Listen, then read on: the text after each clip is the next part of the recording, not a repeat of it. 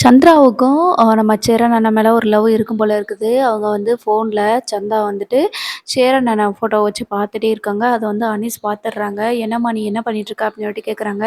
"இல்ல பையா எனக்கு வந்துட்டு சேரன பிடிச்சிருக்குது. நான் அவர கல்யாணம் பண்ணிக்கணும்னு விருப்பப்படுறேன்." அப்படின்ற மாரி சொல்றாங்க. "என்ன விளையாடுறியா நீயி? ஊருக்கு போனா உனக்கு அவன பிடிச்சு கல்யாணம் பண்ணி வச்சுருவாங்கன்னு சொல்லிட்டு பயந்துட்டு தான் நான் இங்க உன்னைய இருக்க சொன்னேன். ஆனா நீ போய் அவர போய் கல்யாணம் பண்ணணும்னு சொல்லி சொல்ற." அப்படின்னு சொல்லி சொல்றாங்க. "ஏன் அவங்களுக்கு என்ன நல்ல குடும்பம் தானே." அப்படின்னு சொல்லி சொல்றாங்க. இல்ல அவங்க நல்ல குடும்பம் தான். நான் இல்லன்னு சொல்லல.